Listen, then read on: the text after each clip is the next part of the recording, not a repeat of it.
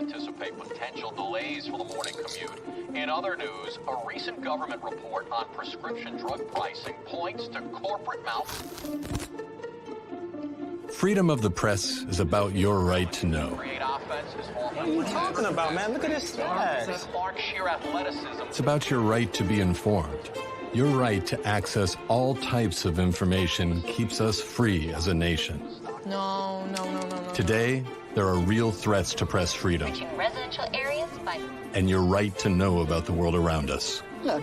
Some threats are obvious, some are easy to miss, but they all put our way of life at risk. We must defend against all of these threats, no matter what kind of news is important to you. Justified putting American troops in harm's way? That's a great question. We must protect our right to know before it's too late. Understand the threats. ProtectPressFreedom.org.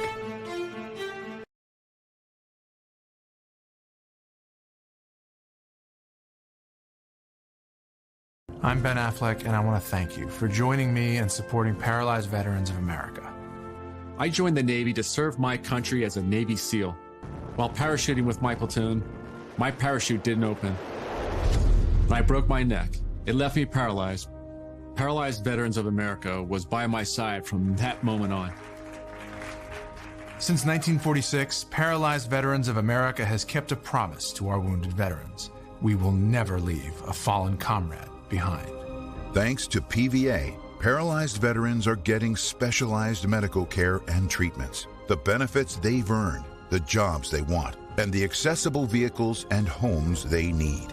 I just don't think my family would be as happy as they are without the support that I received from Paralyzed Veterans of America. Our veterans fought for us. Let's fight for them. To learn more, go to pva.org today.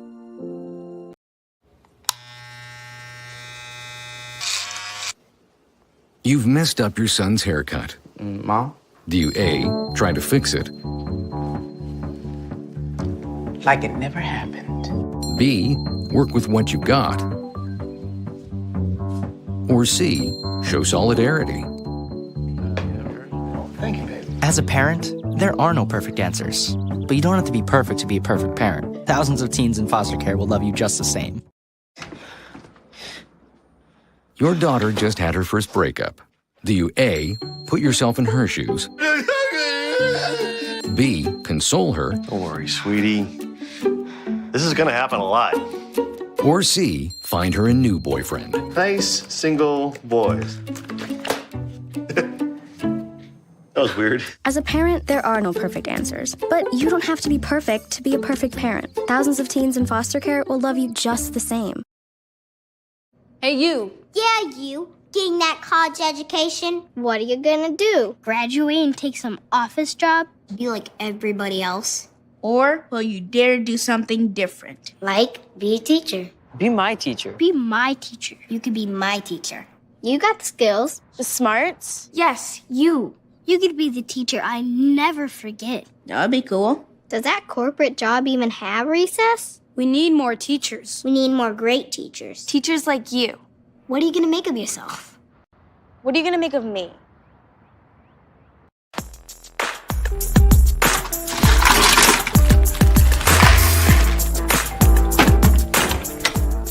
Thank you.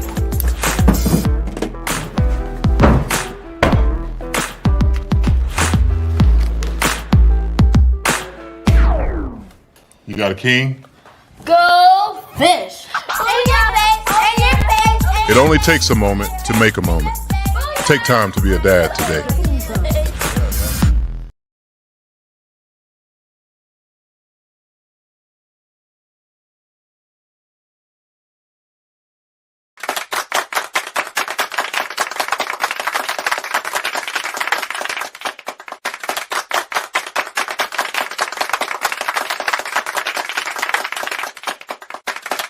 Look at that dude there. Look at that dude there.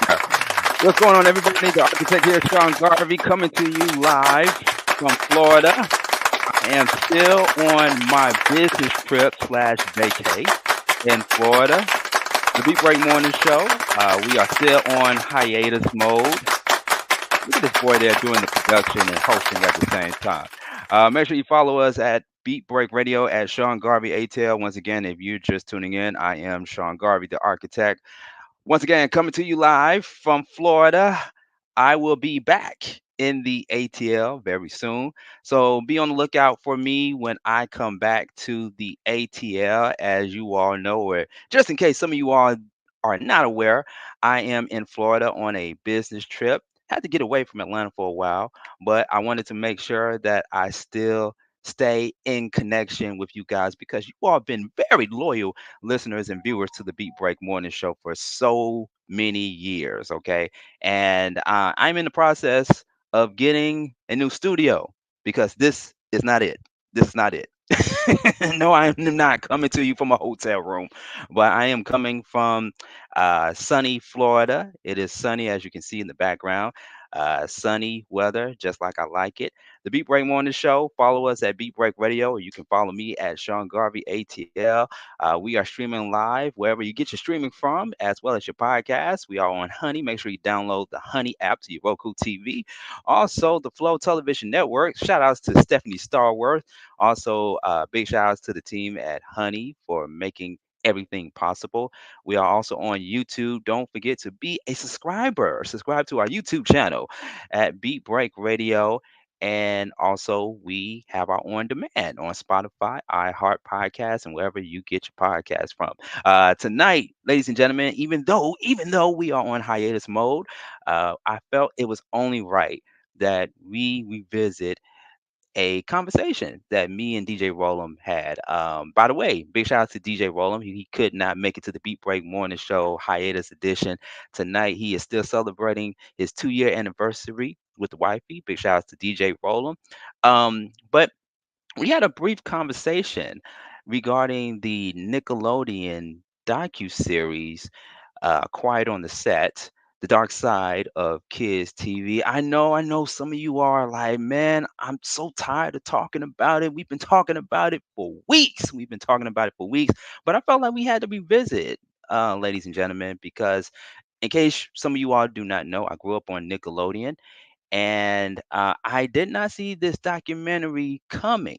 I did not ever see it coming all the way up until I saw the interview on GMA a couple of months ago, as they broke the story that a new docu series is coming to Discovery, also on HBO Max. Um, Quiet on the Set, the dark side of kids TV.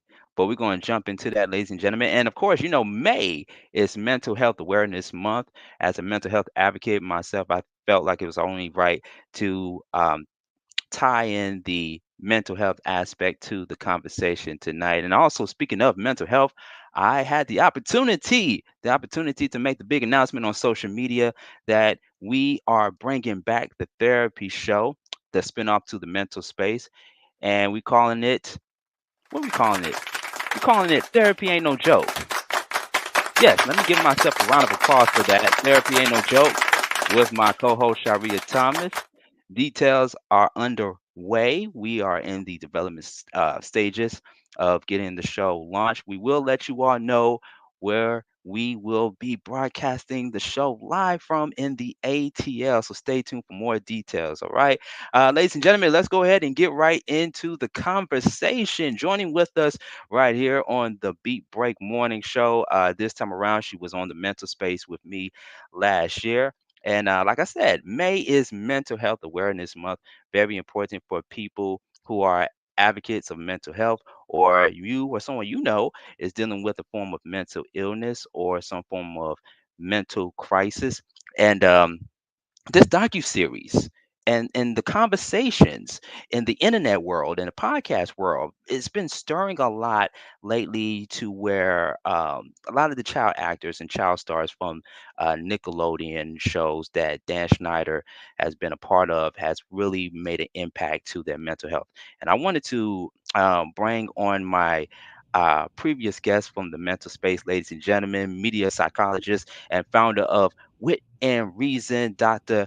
Alexis Moreno, who is also in Florida. We're not going to tell you where in Florida, but she's in Florida. Hey, Dr. Alexis, it's good to see you again. How you doing? Good. You make me sound so mysterious. I'm in Miami.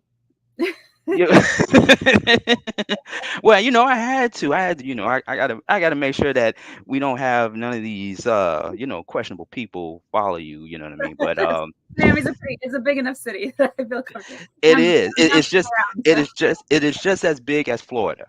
Yes. Yes. Yes. And yeah, so I'm glad that you took time out of your busy schedule to be a part of this conversation. I shared with you offline, Dr. Alexis, that we need to revisit this conversation because it's just so much stuff we got to unpack in this conversation. All right. And also joining with us right here on the Beat Break Morning Show, she is an actress. She's also a songwriter, singer, and model. You all please give it up for the one and only Pattie Crawford joining with us right here on the Beat Break Morning Show. Good morning, Pattie. How you doing?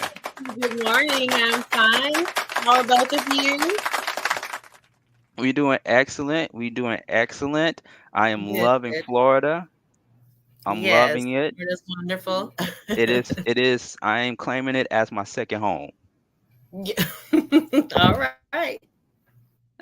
All right. Well, I'm glad to have both you, Dr. Alexis, returning this time around on the Beat Break Morning Show, and Pattie for coming on for the first time, because we're going to get deep. We're going to get deep tonight for our viewers and our listeners tuning in, because Dr. Alexis, like I alluded to earlier, we've been talking on and off about this. And just to rewind the tape back to when I had you on the mental space last year, you specialize in providing services, mental wellness services to people in a media environment, because we know in the media professional world that me, you, and Pattie are in, it can be very intense, it can be very tedious at times, and it can make a very impact to our mental health. And speaking of mental health, May is Mental Health Awareness Month. Before we jump right into the topic tonight, Dr. Alexis, what does this month mean to you as a media psychologist and a founder of Wit and Reason? Oh man, I'm loving that we have a whole month dedicated to awareness, because it gets it on everyone's radar. We're not going to forget about it. We're going to keep on talking up mental health throughout the rest of the year, and especially in May. Yeah. And my birthday month. And it is. Oh, okay. Well, round of applause for that. The sun is shining. We're feeling good. We're going outside. Happy birthday, Dr. Alexis. Okay. Thanks. So I just love that we all just agree that we're going to just talk it up even more, at least 1 month out of the year. Yes. So, all about that. And people are more motivated to have initiatives and campaigns and supporting people with mental health concerns and connecting people to services. So it's a really big deal for us in our mental health psych industry. Indeed. And let me ask you this. Of course, I made the announcement on social media, and I'm making the announcement again on this particular platform that I'm bringing back Therapy Show, the spinoff from the mental space, calling it Therapy Ain't No Joke. What would you like to see come out of this spinoff this year? It's going to be more, we're going to be pushing the envelope a little bit, because as you know, online radio and podcasts is a lot more things that you can do and a lot more things that you can say outside of traditional radio. But 2024 going into 2025, what would you like to see come out of this new therapy show? I'm loving the personal experiences, and it doesn't have to be super heavy, but even just kind of normalizing all of the variety of mental health challenges that we all face on a regular basis. So on your show, if I'm understanding what your show concept is based off of what we talked about, having a fun and lighthearted way to just be open and frank with one another and talk about mental health in a very casual and organic way. That's what I'm all about. And that's what a lot of people say it brings them a lot of value too. Yeah, it's going to be a blend. It's going to be a mix of comedy, humor, with having those in-depth conversations, those vulnerable conversations about one's mental health. Yeah. And we pulling out the big guns for this one, Dr. Alexis, this year. I'm talking about celebrities, influencers, people in the media, and talking about their journey on being more vulnerable, being more transparent with their own mental wellness, with their own mental health, or whatever that framework looks like. And we're also going to hold themselves accountable. I think that in the space of media now, right, in podcasts and online content, everybody thinks they are therapists. Oh, boy. And I think they think they're a therapist or a journalist. Like Patty, how do you feel about the space of these people, whether they have come from a different form of media, now being put into the seat of being a journalist, or they think that they are journalists slash therapists? What are your thoughts on that? Well, I mean, I think sometimes it can come down to someone's personal experiences and what they can bring to the table to speak to, various situations or issues. But a self-proclaimed therapist, I think that can get a little tricky. And I think it's best to actually have, a certified background in the subject of mental health, because you don't want to give someone the wrong advice or steer anyone in the wrong direction. That is definitely not a good thing. Yeah, and it can be misconstrued, and Absolutely. it could even, it can even make in my opinion, it could make mental health professionals and therapists look bad in a way. Yes. To a certain extent, though, and the Yes. therapists are looking like, man, they trying to take our jobs. What are they doing? Yeah, what are we here for? 13 years of higher education, Sean. Right. On down the drain. Never. No, I won't let anybody take that from me. You can kind of proclaim all you want, but that's hard. That's hard work. It's hard work. A lot of sacrifice, a whole lot of, and it's interesting to me when people say like, oh, I've devoted the past 10 years, 5 years of my life to coaching, and so I have to succeed, and that's nice. Just 10 years. That's cute. That's cute stuff. Yeah, absolutely. But, it takes a lot of hard work and sacrifice, and scrutiny and evaluations and supervision, and in order to be able to do the work that we do. So I'm all about promoting mental health, and then even properly training people who don't have any psych or social work background, so that way they have some awareness of what they know, what they don't know, and then when to refer, And so we talked about that last time, Sean. I'm a certified instructor for mental health first aid, where we could train influencers. We could train anybody, so that way they at least have like a baseline understanding of mental health, and then how to safely and responsibly talk about it and interact with people who they might have concerns with. I agree. Let's jump right into the conversation, because I like to get you all's take on this, that everybody in the social media world, or just in media in general, been talking about for the past few months now. Quiet on the Set, the 5-part investigation documentary. Of course, it aired on Discovery, and it made itself available on HBO Max. It is the docuseries that explores the toxic work environment on several Nickelodeon shows, and the alleged abuse child stars endured while working on them. It captured the attention of millions of people, millions of viewers. We're talking about in the top 10 as the most watched documentary on HBO Max, and it's still the most talked about documentary this year. And we haven't even made it to July yet. We haven't made it to August. It's May, Mental Health Awareness Month, and it's already being the most talked about docuseries this year. I thought, and I said this to you, Dr. Alexis, I thought the Freaknik documentary on Hulu was going to be the most talked about documentary, but this one right here takes the cake. But speaking of documentaries, and I'm not sure if you was aware of this, Patty, or not, but a couple of years ago, there was a documentary called The Orange Years, which ironically aired on Hulu as well. And The Orange Years highlighted the earlier years of Nickelodeon. It highlighted and brought on a lot of the former child stars that are now adults now, that began their careers as kids on Nickelodeon.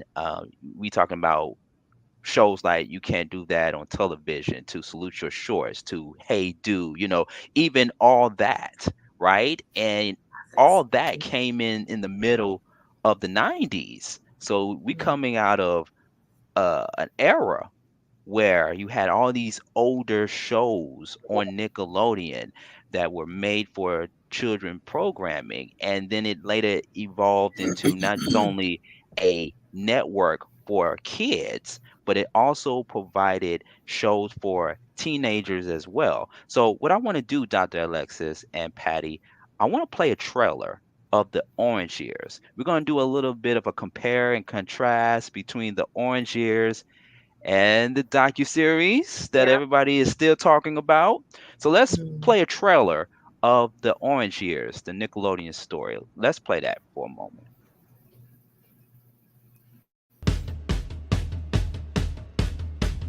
Nickelodeon, if you want to know about it, it's a kid-owned environment. It didn't feel like the version of what an adult was telling a kid to watch. It felt like really what kids were into. I don't know. Kids can smell from 1,000 miles away when they're being sold a bunch of crap. If it was a tiny bit naughty, kids would really appreciate that and feel that it was real and it was really for them. You can't do that on TV. No one really knew if it was going to end up being successful. We were the anti-Disney. We were the anti-Saturday morning. We wanted less acting, and we wanted more normal kids. How come everybody draws babies as these beautiful ones? When they first come out, heads are kind of weird looking, kind of funny looking, and that's why the Rugrats were drawn like they were. The inmates were very much running the asylum back then. It was way easier to slip stuff in. They trusted us. I mean, the stuff we got away with was insane. There's something about just making a show that is just about laughing, it's about having fun, and it's about just being silly. When we all got together, we knew there was something magical. To have that diversity in a show. It gave a lot of hope to a lot of kids coming from different walks of life saying like, well, I can do this too. Mothers were going to work for the first time, divorce rates were high, kids were either coming home alone or in after-school programs. They needed a place where they could just be kids. They want a childhood, let's give it to them. So there's all those crazy things that happen that, nobody knows about. All right. There you have it. The Orange Years. The Nickelodeon story. Now, if you're just tuning in, I played a trailer of The Orange Years, the Nickelodeon story. This was the documentary that came out a few years ago before Quiet on the Set. And when you look at that documentary, Dr. Alexis, because you and I, we grew up on Nickelodeon. When you look at that documentary trailer from The Orange Years, what comes to your mind? Because I will tell you, what comes to my mind, to me, is my childhood. The fact that I felt like I was like them on the television screen. It just made me feel very joyful. It put me back in that youthful place of how children's programming used to be. What comes to your mind, Dr. Alexis? Man, the nostalgia is strong. When I just hear the jingles of either Nickelodeon or any of the individual shows, I get like a warmness in my chest, and I just find myself smiling because these were such wonderful experiences to have programming that pretty much grew up with us. Yeah. So as I was watching The Orange Years, I was like, they started younger and then they kept on developing along with me. So they had the the child programming, then they went preteen, and then they went teen. And that was just such a cool experience because we didn't miss out on anything. We always had at least one network that we could rely on that was dedicated to us. Yeah. What about you, Pattie? Well, it definitely, harkens back to what was seemingly a more, simpler time and a little more easygoing, and definitely, an element of innocence, so we thought, or seemingly. But I wasn't really into Nickelodeon all that much, but I was more like a vegetable soup. I love that show, Sesame Street. Yeah, of course. Yeah. Oh, so you was more on the PBS side. My parents, they're both educators, so they really policed, so to speak, what I watch, which is a good thing, I think. But I definitely agree with both of you and your perception and what that meant. To you guys as well. It just, the atmosphere, during that time, the energy of the show, and, how they mentioned that it was more like the kids, kind of created how the direction, and the climate of the show. So I'm alignment there. Yeah. And, there's been this debate, especially when I have in conversations with people, Nickelodeon versus Disney. And sometimes like I wasn't really much of a Disney person. I was more so of a Nickelodeon. I just felt like Nickelodeon had more to offer than Disney. Disney had the Mickey Mouse Club, but then later it started having other shows and stuff. But Nickelodeon, I just felt like it had more to offer to its audience. I didn't even think to mention PBS. Right. So it's interesting you brought up Sesame Street, Pattie. It was either Nickelodeon or Disney, like. Right. Where's that come from? Yeah. Yeah. Oh, and don't forget Mr. Rogers' Neighborhood. Oh, for sure. And see, but all of those are dedicated to a younger audience. So when you're like a preteen or even teenager, you're probably not still sitting around watching.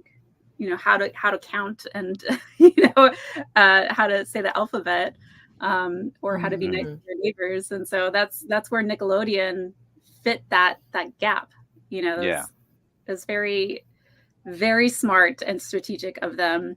And what they mention in the Orange Years is that at this channel, we're not trying to educate you. We're not trying to like teach you about like morals and ethics and stuff. We're literally just here for entertainment.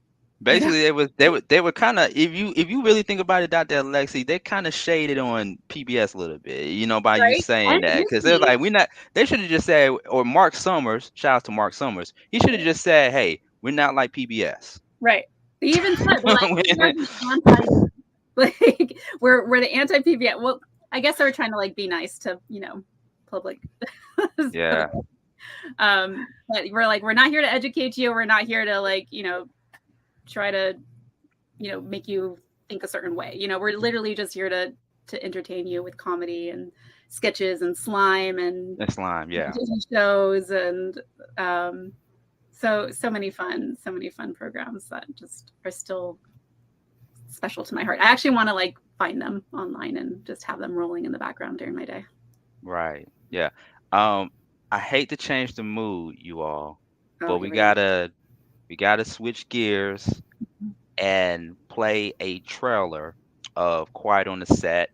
I know that there are some people, especially people who used to be a part of Nickelodeon, haven't yet or have not seen the 5-part docuseries, and some of them don't even want to watch it. But just in the spirit of this conversation that we're having, let's play the trailer to Quiet on the Set, which is the total opposite from what we just watched, which was the Orange Years. And we're doing a bit of a compare contrast. So let's play it. Quiet on the Set, the dark side of kids TV. In the early 90s, Nickelodeon was kid everything. and you better hope that your house had cable. Wasn't there to educate you. We were there to have fun, to get slimed, to be entertained.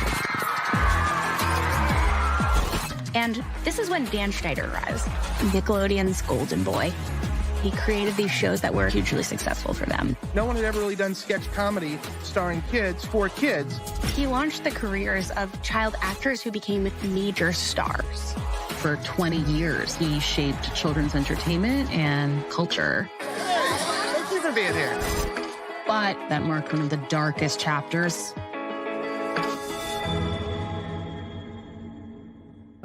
Working for Dan was like being in an abusive relationship.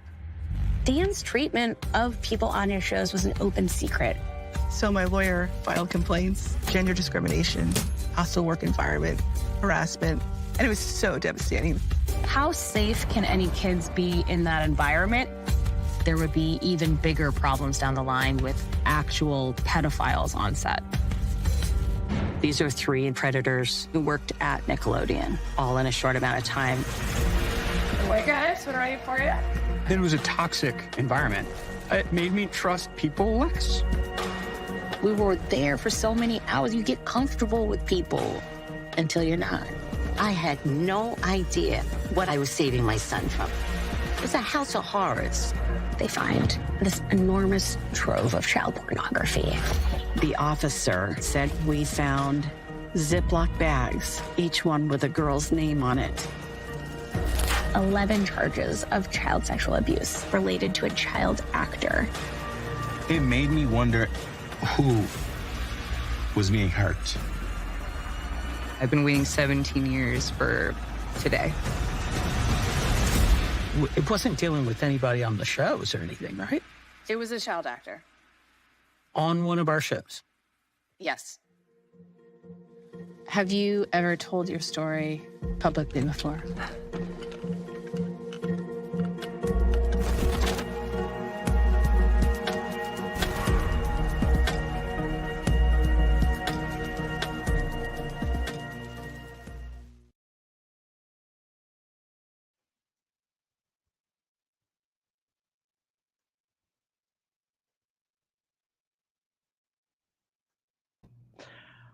Wow. When I said that right there changed the mood, it definitely changed the mood. Just before we played the trailer clip to Quiet on the Set, The Dark Side of Kids TV, we were all laughing and joking, coming out of one trailer of The Orange Years, the Nickelodeon story, and then transitioning over to playing a trailer clip of Quiet on the Set, The Dark Side of Kids TV. How do you feel, Patty? And I'm gonna come to you first, Patty. How are you feeling now, coming from one promo to this one, to Quiet on the Set? I know it changed the energy. It changed your mood a little bit. I could see the facial expression. How are you feeling right now after seeing that? Oh, it just makes me feel just sick in my soul. It's just really heartbreaking and hard to watch, hard to hear, hard to read articles. It's just so diabolical, really. Dr. Alexis, let's say not just only from your professional experience, but just as a human, how do you feel after watching that trailer? Yeah, I mean, you got me on this interview almost kicking and screaming because I was trying to avoid watching Quiet on Set for as long as possible. I wouldn't have watched it if it wasn't to prepare for this interview. It's definitely not something that I want to occupy my mind or personal time on, being exposed to this type of content, these harsh realities, given the work that I do, working directly with victims and survivors of sexual assault, sex trafficking, abuse and trauma, and also having worked with perpetrators and sexual offenders. And so now coincidentally working in media and the entertainment industry and trying to help them be as healthy and safe as possible for cast and crew, this hits really close to my professional experiences, having worked on every single side of what this show is depicting. Yeah. Quiet on the Set, the 5-part investigation docuseries on Discovery and on HBO Max. It explores the toxic work environment on several Nickelodeon shows, some in which you saw in the trailer there, and the alleged abuse child stars endured while working on them. And I spoke very candidly about this to you, Dr. Alexis. I find this very interesting that there was little hype behind the Orange Years. Yeah. I mean, this was something that us as fans and supporters and avid watchers of Nickelodeon growing up in the 80s and 90s to actually see a documentary for the first time chronicle the life and times of Nickelodeon. In that documentary trailer that we saw earlier, we saw people from all these shows that kids grew up watching, and even had the people, the actors that we all grew to love, talk about their experiences working on the set and how those shows impacted a lot of its fans, a lot of its communities. And to fast forward to Quiet on the Set, the dark side of kids television, or the dark side of kids TV, is very interesting that this docuseries that's only been out for a couple of months now, it's getting, since March, I mean, it's getting, I don't want to say praise, I don't want to use the term praise, but it gets a lot of light. It gets a lot of shine and recognition than the Orange Years. Yeah. Why do you think that is, Dr. Alexis? I mean, do you think it's just a case of controversy sells, or do you think it's a case of, okay, they put out this documentary, but let's also show people that everything is not what it appears to be over at Nickelodeon, or do you think it's all of the above? Let's say you. Yeah, I think it's a mix of different things. I was wondering the same thing when I was watching the Orange Years. Very different stylistically. It's your very classic documentary style.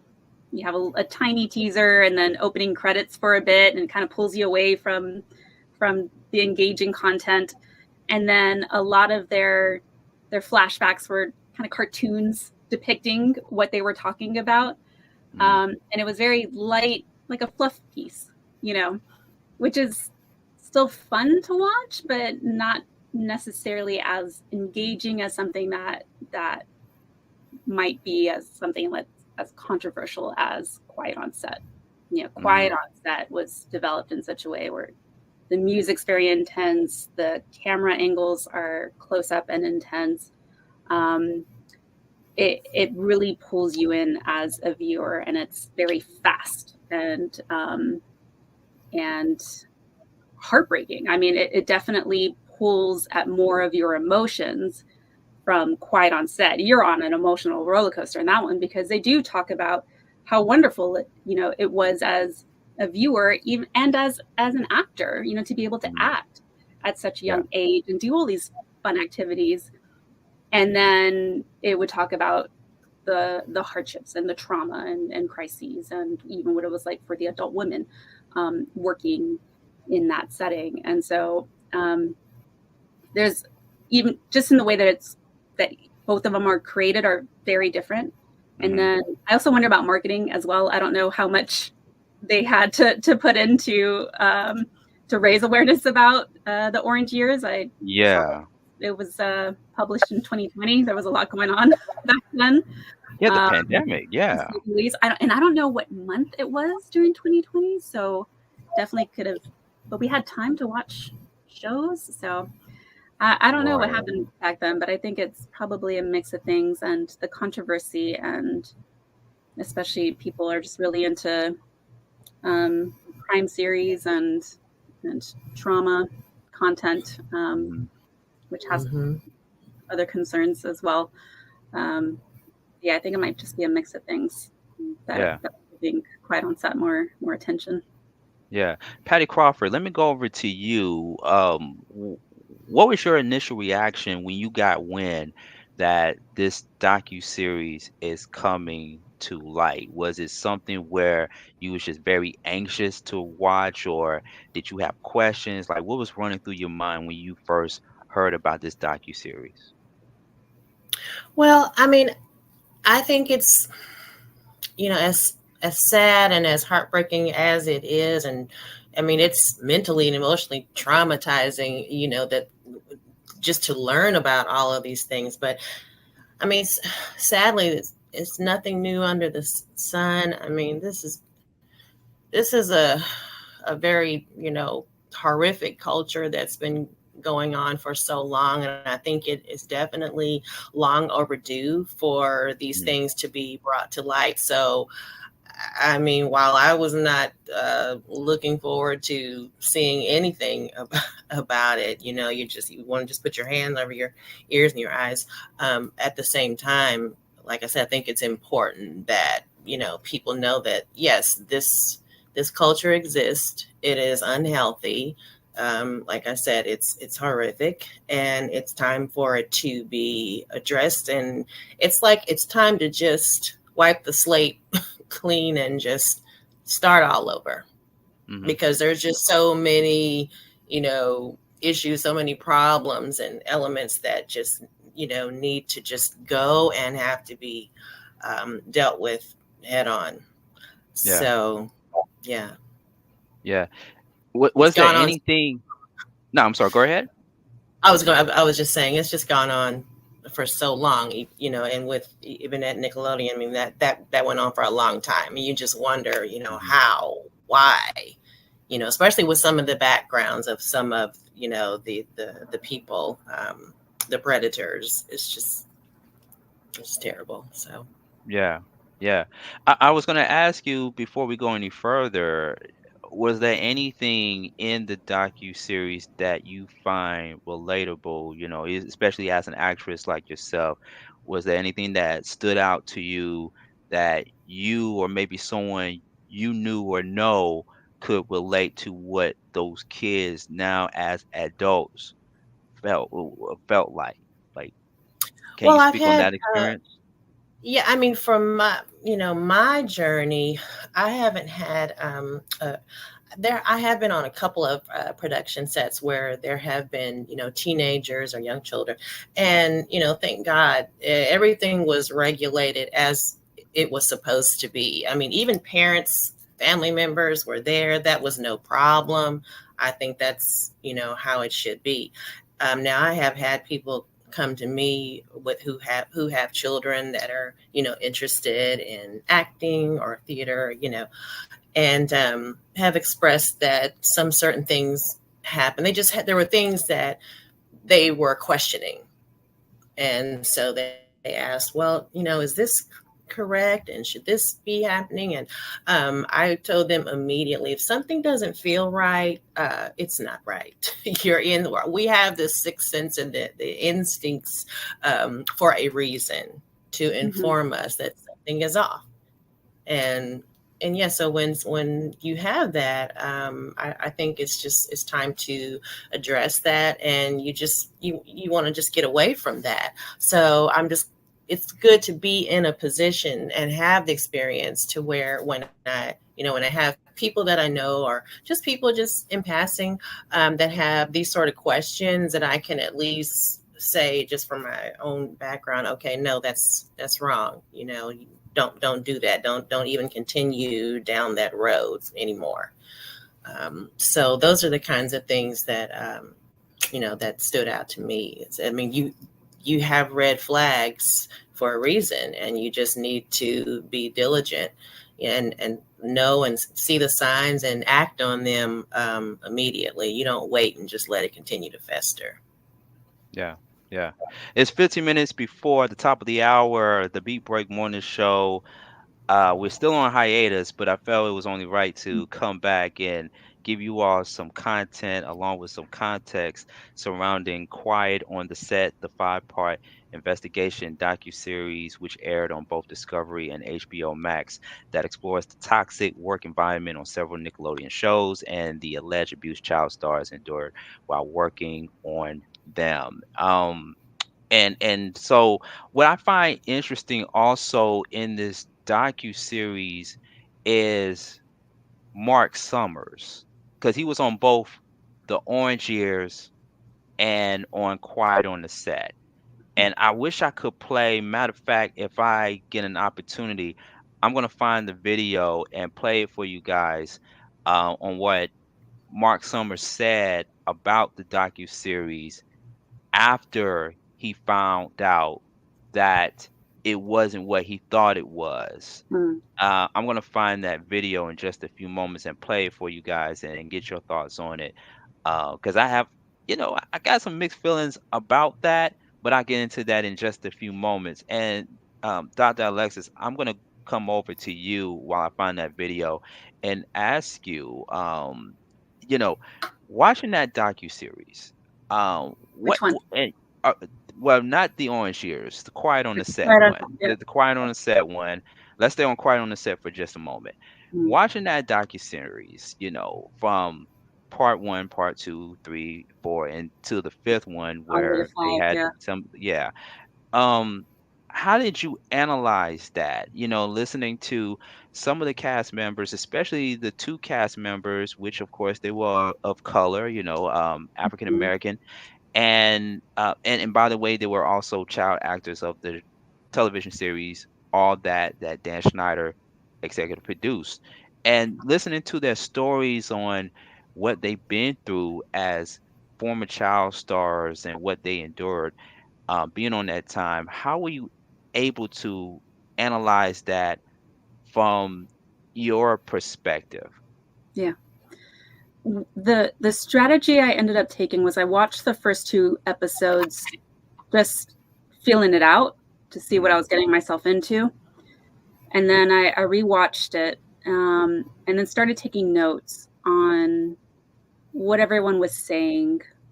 You start, and they do a really nice job of laying this out. You definitely start picking up on patterns of behavior, both from Dan Schneider, both from the adult women who are working there and from the children on set, and what they observed in his behaviors and personality and mood. And then you also start picking up on the patterns when they dive deeper into the actual child sexual assault experiences that the victims had. And what's interesting about it all, and what's also very unfortunate, is that it's all very textbook stuff. Like nothing that these guests who were interviewed on this documentary, like nothing that they said surprised me. It was all very textbook, abuse, power control dynamics with Dan Schneider, very textbook stuff with perpetrators of sexual assault. When it came down to, I don't even want to freaking remember their names. When it came down to talking more about the experiences that they had with, let me get their names. Yeah. And while Dr. Alexis is getting their names, I want to acknowledge the people that are tuning in right now, watching us live on YouTube, Honey, the Flow Television Network, wherever you get your streaming from. Shout outs to Philip who checked in. Shout outs to Raul and a few other people. If you want to comment on the topic that we're having tonight, which is, of course, talking about Quiet on the Set, the 5-part docuseries on the child endangerment that happened on the set of Nickelodeon. Please put it in the comment section on YouTube at Beat Break Radio, and be a subscriber as well. Don't just leave a comment, but be a subscriber as well on our YouTube channel, Beat Break Radio, and leave a comment and let us know your thoughts. Were you able to pull up the names, Dr. Alexis? Oh, yeah, we got Jason and Brian. Jason and Brian. Yeah. I don't like to give them too much credit or attention or allow them to have too much mental space in my mind. But even the way that that the former child actors were describing their interactions with them is very textbook behaviors for perpetrators. And I found myself wondering, like, what if we all knew more about what to look out for? You notice that a lot of those involved, the adults, even the parents, had those kind of intuition feelings, those gut feelings, or just kind of questioning, like, that seems off, or that seems inappropriate, that seems like a red flag. And then given the circumstances of this industry and its, scarcity in nature, and it's competitive, and you don't want to make a mistake and unfortunately ruin a career, that if it was just more clear for everyone that this is wrong, and we are not gonna, we're not going to allow this type of behavior to occur. This is completely unacceptable. Even those subtle things, I think we could be better off and help prevent this type of stuff even more, because the parents, there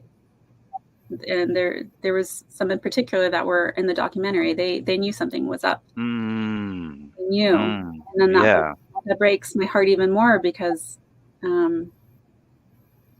it's like they knew, and they wanted to be able to do more, and some were able to to leave those positions to get their kids off set, and then others weren't, and that was heartbreaking.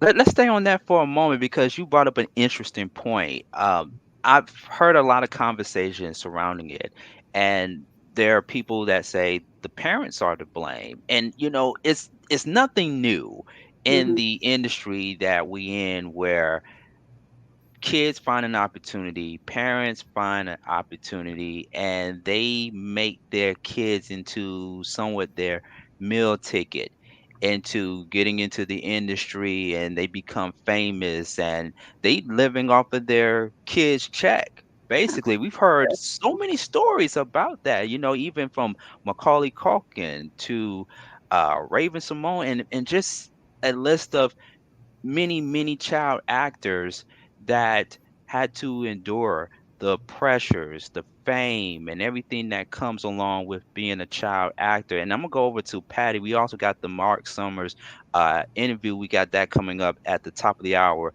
But I want to go over to Pattie. Did you ever experience that as a kid? Us as kids, we're very impressionable. We can be very naive, but we very impressionable. And when we get our big break and everything, our moms want to be our momagers, our dad want to get involved in stuff, and you get that pressure not only from the people in the industry, but also from your parents as well. Have you ever experienced that, in your earlier years of acting, or have you ever known somebody that experienced that? Yes, it's a lot of fun. It's, you're painted a picture of, this great adventure, and you have all these, wonderful experiences. And so it is very exciting, and it is, easy to, become, I guess, sort of, seduced by it all, even as, parents. Thankfully, like I said, my parents, they, while they were supportive, of my, creative abilities, they were, they were very much involved in what was happening around me. They were there. They were involved parents. And that was good that I did have, that level of protection, just love, and them wanting to be good, responsible parents. And that for me, that was a blessing. But I certainly have come across some unsavory characters. And so Dr. Moreno, you were talking about red flags, and I had mentioned the same. I mean, I think there's like the intuition when something is just not feeling right. That's when it has to be, addressed right then and there.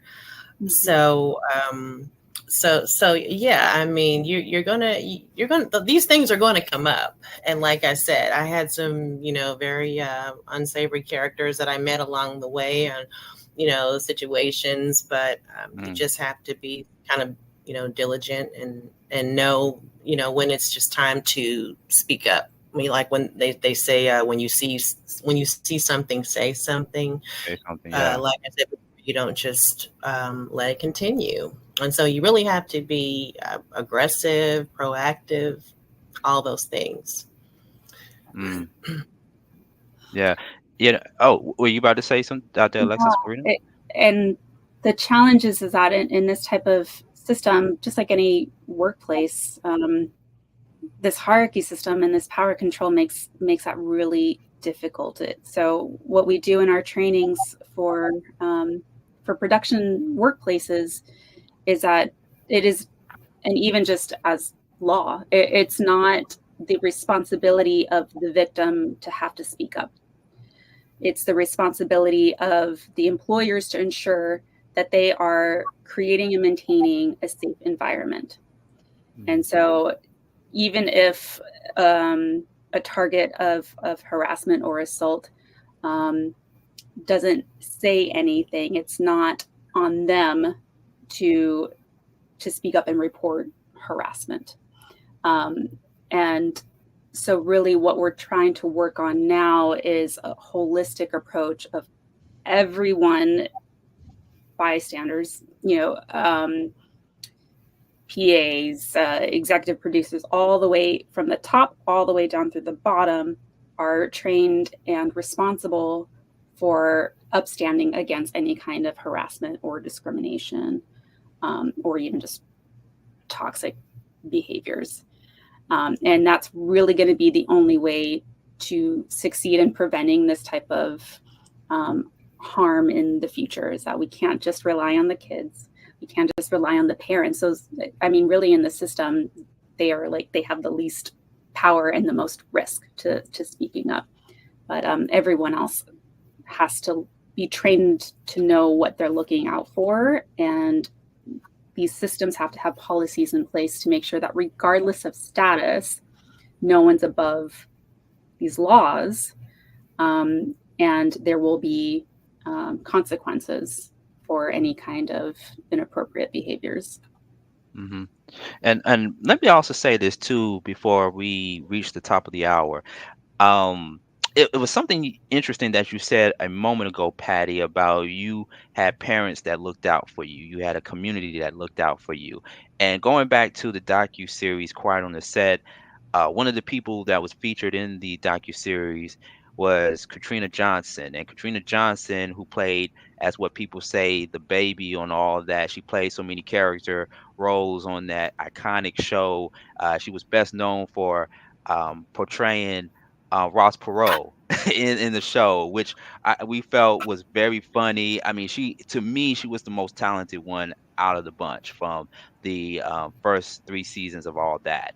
And she said the same thing that you said, Pattie. Like, I had parents around, I had them look out for me and make sure that I wasn't put into any harm's way or anything like that. And I think that's very important to say, because there's this notion that every child actor that is in the industry, there's no parental supervision.